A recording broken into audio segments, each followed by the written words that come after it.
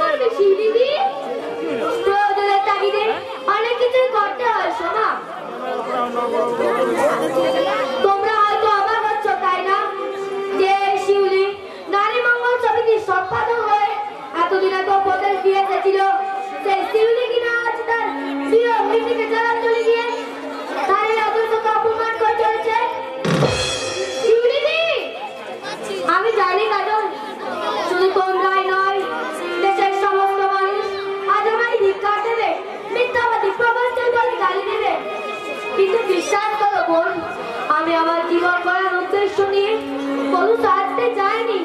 আমি না শিউলিদি, না, এই বিয়ে তুমি করো না। আমার মায়ের আসল চরিত্রটা তুমি ভালো করে জানো। মৃত্যুর আগের দিন পর্যন্ত মা বৌদিকে একটুও শান্তি দেয়নি। আমার মা মানুষ নয় শিউলিদি, আমার মা মানুষ নয়। তারপর সব মানুষগুলোর সাথে অমানসিক ব্যবহার করতে আমি চললাম অমানুষ থাকতে।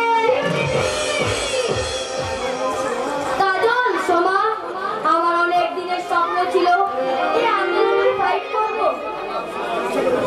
সমাজ থেকে উড়িয়ে দেব এই পরপর নামক অন্ধ কুসংস্কারটাকে। কিন্তু কিন্তু আমি তা পারলাম না বোন। সেই জন্য তোমরা আমায় ক্ষমা করো। সত্যি তুমি চলে যাবে শিউলিদি? হ্যাঁ সোমা, কিন্তু কেন? আজ আমি কোনো কথাই বলবো না। যেদিন সময় আসবে সেদিন এই বাতাসের সাথে ভেসে বেড়াবে আমার এই না বলা কাহিনী। শিউলিদি, সেদিন সামান্য কিছু মানুষ আমার আর তাদের প্রতিবাদ করলেও তোমাদের মতো অসংখ্য মানুষ চিৎকার করে বলবে, শিউলি, তুমি ঠিকই করেছো। শিউলিরা যদি প্রতি ঘরে ঘরে জন্ম নেয় তাহলে সমাজের এই কুৎসিতগুলো থেকে বাংলাদেশে চলবে। সোমা, কাজল, তোমরা আমায় কথা দাও, এই মহৎ আন্দোলনকে ছেড়ে তোমরা কখনোই পিছু হটবে না। বলো, আমায় কথা দাও।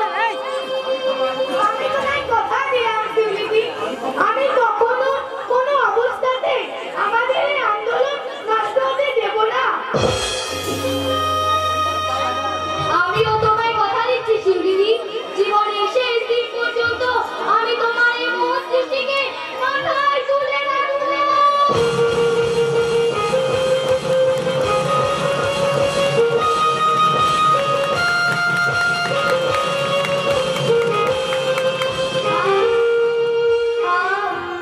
আর আমার কোনো দুঃখ নেই। এবার যদি আমাকে শান্তিতে মরতে হয়। শিউলিদি, এবার আমি আসি বোন। তোমরা সবাই ভালো থেকো, সুখে থেকো। ভগবানের কাছে প্রার্থনা করি তোমাদের এই মহান কার্য সফল হোক। বিদায় কাজল, বিদায় সোমা, চির বিদায়।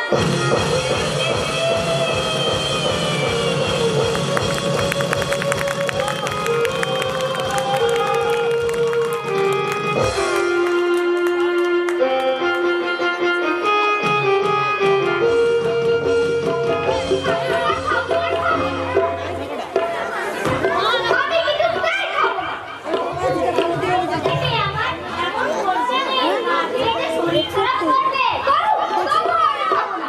মা, আমার মা নেই বলে সবাই ওরা আমাকে বকাবকি করে।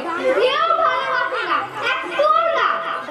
তোমার বাবাও বুঝি আদর করে না? না, বাবা আমাকে আদর করলে ঠাকুমা আমার বাবাকে বকে। ঠাম্মার ভয়ে বাবা আমার জন্য কিছুই আনতে পারে না। মা, না, বাসিকে আমি কখনোই মা বলবো না। টুম্পা, ও কথা বলতে নেই। জানো পিসি, বড় বড় পিসি আর ঠাকুমা মিলে আমার মাকে পুড়িয়ে মেরেছে। মা মারা যাওয়ার সময় আমাকে সব কথা বলে গেছে। আর কখনো কারোর সামনে ও কথা বলো না, ওরা শুনতে পেলে তোমায় মারবে। মেরেছে তো, দেখো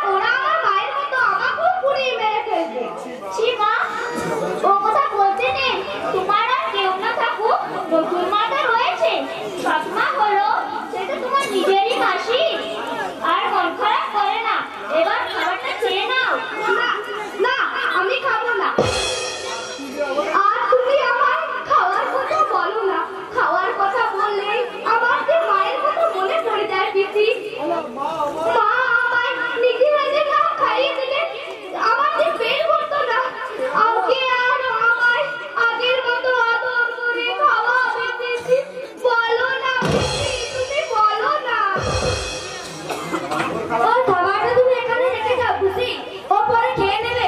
ঠিক আছে বৌদিমণি। না আমি খাবো না। তাহলে আমি যাই বৌদিমণি। যাও। আর শোনো, তোমাকে আর এ বাড়িতে কাজ করতে আসতে হবে না। তুমি কি আমায় দিয়ে দিলে বৌদিমণি? এখন তাহলে আমি কি খেয়ে বাঁচবো? চিন্তা করো না টুসি, তুমি তোমার প্রতি মাসে মাইনে নিয়ে যেও। কান্না করে মাইনে নেব? ওটা তোমার পাও না টুসি। তাহলে এ বাড়ির এত সব কাজ করবে কে? তুমি? আমি যখন এই বাড়ির বউ, তখন সমস্ত কাজ তো আমাকেই করা উচিত। শাখা সিঁদুর পরে এই চৌধুরী বাড়ির বউ অভিনয় করলেও আমি তো এই বাড়িতে সত্যিকারের বউ সাজতে আসিনি ভাই। তাই এই বাড়ির সমস্ত কাজ না। তাহলে তুমি এখন এসো খুশি। ঠিক আছে বৌদিমণি।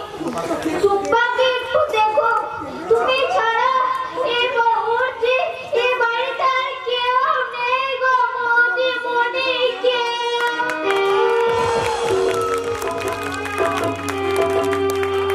জানি খুশি, আমি জানি ওর মা দাদার কোনো অধিকার বা যোগ্যতা আমার নেই, তবুও প্রয়োজনের তাগিদে কয়েকটা দিনের জন্য হলেও ওর মা সাজতে আমার হবে। আয় টুম্পা, আমার কাছে আয়, আমিও তো তোর মা, আমি তোকে নিজের হাতে খাইয়ে দেবো। না, তোমাকে আমি কখন নয় মা বলবো না। আমার মাকে ওরা পুড়িয়ে মেরে দিয়ে দাও, দাও তুমি ওদের সাথে মিশেছে। তোমাকে আমি কখন নয় মা বলবো না। তাই বুঝি?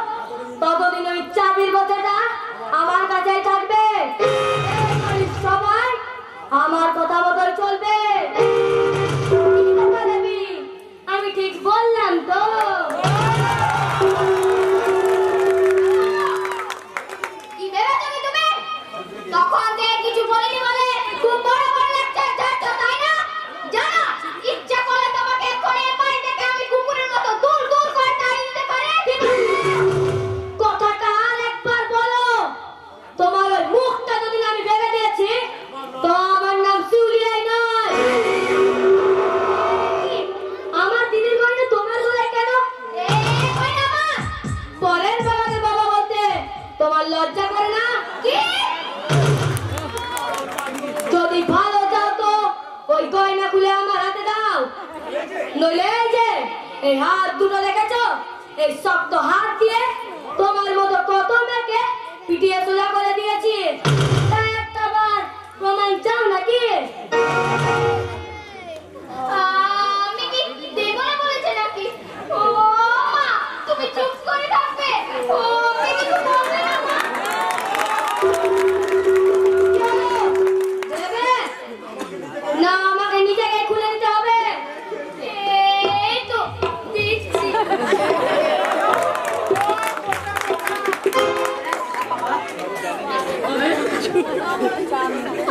মা এভাবে অপমান করলো, দাদাকে তুমি কিছু বলবে না মা? তোমার দাদা এখন আমার 1.5 লাখ টাকার দাদা।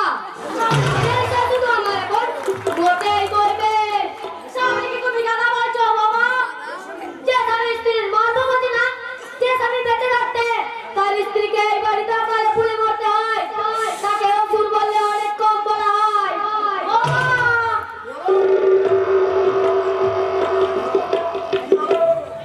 কি হলো?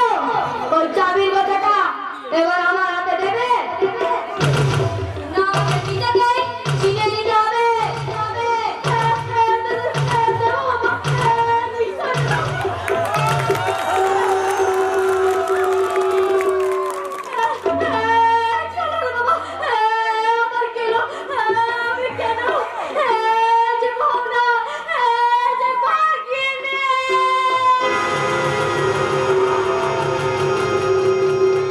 এবার যাও ওই এঁটো থালা দুটো ধুয়ে যথাস্থানে রেখে আসবে।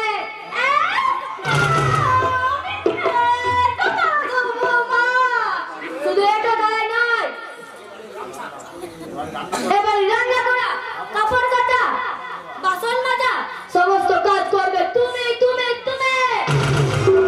এটা তোমার মুলুক নাকি যে তোমার মনে হয় আমার বাড়িতে আমাকে চাকরানির কাজ করতে হবে? তাহলে তুমি গো হয় কি করবে শুনে?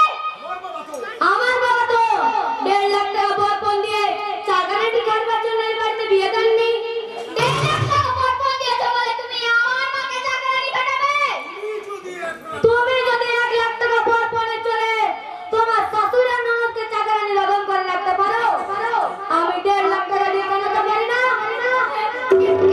বলেছে কথা? তোমার প্রত্যেকটি কুকীর্তি আমার খুব ভালোভাবে জানা আছে, আর সেই সঙ্গে জানা আছে আমার দিদির মৃত্যুর গোপন ইতিহাস।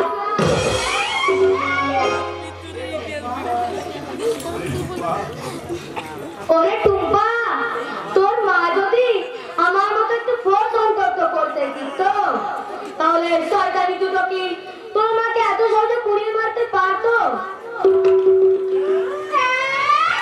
আমরা পুড়িয়ে মেরেছি। তোমরা নির্মম নিষ্ঠুরের মতো তোমরা আমার দিদিকে পুড়িয়ে মেরেছো। বাবা, তোমরা আমাকে এবারের মতো ক্ষমা করে দাও। তুমি যা শুনেছো সব ভুল, সব মিথ্যে। কেন? কিসের লোভে তোমরা শেষ করে দিলে অমন একটা ফুলের মতো জীবন ওই 1.5 লাখ টাকা বরপণের লোভে? আমি দেখবো